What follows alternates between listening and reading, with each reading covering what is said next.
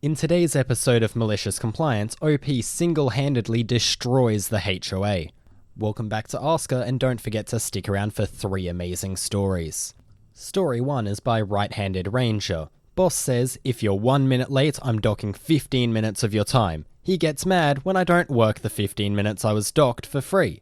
This happened about 4 years ago. I do construction and we start fairly early. Boss got tired of people walking in at 6:05 or 6:03 when we start at 6, even though he was a few minutes late more consistently than any of us were. So he said, if you aren't standing in front of me at 6 o'clock when we start, I'm docking 15 minutes of time from your day. The next day, I accidentally forgot my tape measure in my car and had to walk back across the job site to grab it. Made it inside at 6:01, Boss chewed me out and told me he was serious yesterday and docked me 15 minutes. So I took all my tools off right there and sat down on a bucket. He asked me why I wasn't getting to work, and I said if I'm not getting paid until 6:15, I'm not doing any work until 6:15.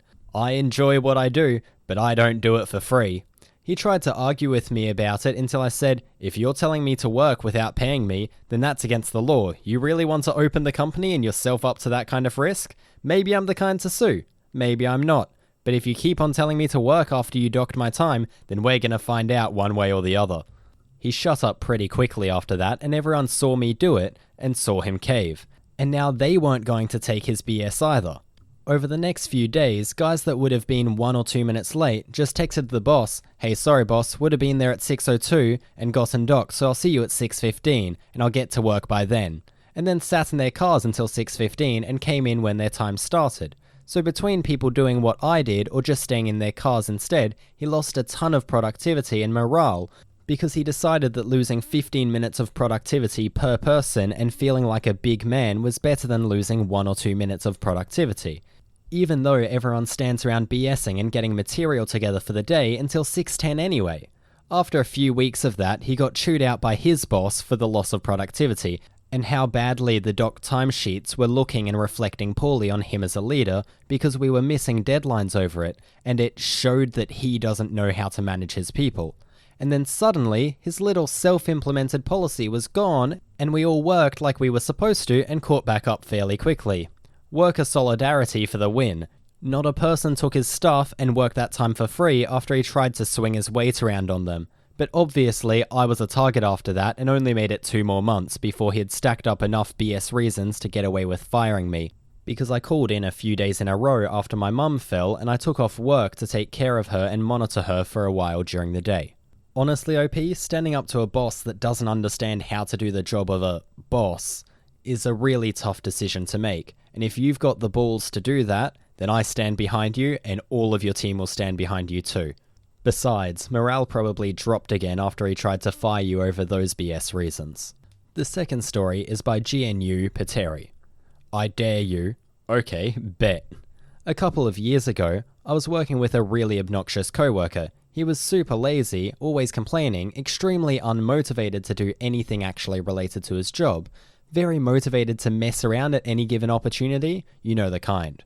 Anyway, this one night I was doing the big closing mop. At my store, this meant filling a bucket full of water and floor cleaner, splashing it all over the store, and scrubbing over with a hard brush, and vacuuming everything with a wet vac. Clean, fast, and effective. So I get around to the front counter, and there he is, just standing in the middle of my path, with a mud-eating grin on his face. I'm like, bro, can you move?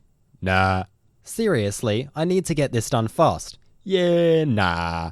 Dude, if you don't move, I'm gonna dump all this water over you. Go on then, I dare you. Okay, one thing about me is I never make a threat I won't follow through on. I immediately pour what's left in my bucket directly onto his sneakers. He shrieks and jumps out of my way. He spends the next hour complaining that his socks are full of water. As someone who had a job with a very similar cleaning routine to UOP and very similar people, after 5 years working in a job like that, I wouldn't have put up with this for that long. Besides, if you're going to warn him that you'll dump the water all over him, dump it all over him and not his shoes. He deserves it at that point and he won't do it again. But I respect your decision to be nicer, and he probably would have complained and done far less work if he was soaking in water from neck to toe. You probably made the right call. And don't forget to take this moment to like and subscribe for more great videos coming up. The next story is posted by First Contribution. The HOA told us to stop them if we can. I made half of them lose their positions. Several years ago, we installed cameras in front of our home that were looking at our vehicles. Part of the camera angles did overlook parts of the two neighbours' properties, one backyard and one side yard. The cameras were battery operated and had a function where you could grey out areas that you didn't want to film. When motion occurred in the greyed out areas, the cameras would not activate to film. The neighbours' entire properties and several bushes on our property were greyed out. We did this when installing them. One of our neighbours was a friend and had no issues with this whatsoever. We showed her the camera angle and she said she didn't care whether or not we greyed out the area. We still left it greyed out over battery life concerns though. The other neighbour's name was Karen. Not really, but we know why I chose that name. Karen was on the HOA board, and as you can imagine, we didn't get along with Karen or the HOA board. We told Karen about the camera and showed her the greyed out areas, at the same time as we told our friendly neighbour about it. It was simply an FYI conversation. We're not on friendly terms. Definitely not an asking permission type conversation. She told us to take the cameras down immediately or we would regret it. About a week after we hung the camera up, we got a notice from our HOA saying that we were violating the bylaws. The bylaw in question, a nuisance to your neighbour bylaw. There wasn't a specific bylaw preventing placement of cameras, so this is all they could find to try and punish us. We responded with a letter detailing how we were not violating any bylaws or laws in general, and asked them to cease and desist. We all know how these stories go though. They did not cease, and they did not desist. Their first response? The HOA has the right to enforce these bylaws. Try to stop us if you think you can. These types of responses were, unfortunately, quite common from this board. We entered this battle with one goal in mind, to cost them as much money and time as possible. The HOA hired a lawyer specifically to fight us. To my knowledge, this had not happened to any other residents. In the following 4 months, we ended up costing the HOA over $4,000 in lawyer fees fighting this battle. For reference, the entire HOA income was $25,000 a year.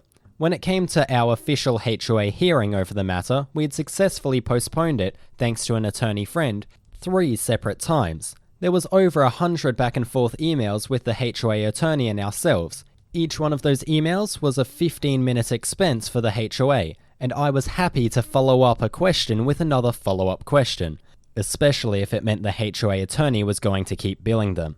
We didn't actually want to take this battle to court, so we ended up removing the cameras the day of the hearing to prevent being fined, even if the fine wouldn't hold up in court. The HOA decided in the hearing that we were guilty, surprise surprise, of violating the bylaw. They couldn't fine us as the bylaws don't allow a fine until after the hearing has been held, and the cameras were already removed.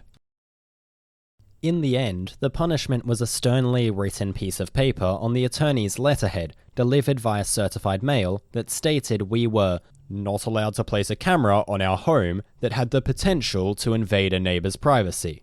Keep in mind, the specifically stated camera could not be placed on our home. We left the cameras off our home for about 4 months until the annual HOA meeting. You should have seen the look on the HOA board's faces when I asked them to explain the $4,000 line item for attorney's fees that simply stated title searches - attorney's fees. The board actually tried to hide the fact that they spent $4,000 trying to fight us over a couple of cameras by putting the fees in as title searches. Needless to say, that meeting did not go well for them. About half of the board lost their positions, the other half, including Karen unfortunately, remained on the board. About a week after the annual meeting, we installed new cameras, facing the exact same directions as the prior cameras, only this time, we installed a post in the ground and mounted the cameras to that post. The admonishments we received after the hearing specifically stated that we were not allowed to install cameras on our home, and said nothing about putting them on a post. They did send a letter trying to tell us to remove the cameras, but a sternly worded response indicating that we were preparing to fight them actually worked this time around. I guess they didn't want to spend another $4,000 fighting us.